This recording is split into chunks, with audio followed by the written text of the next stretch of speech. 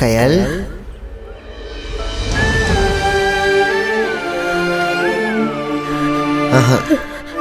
ஏய் பொண்டாட்டி,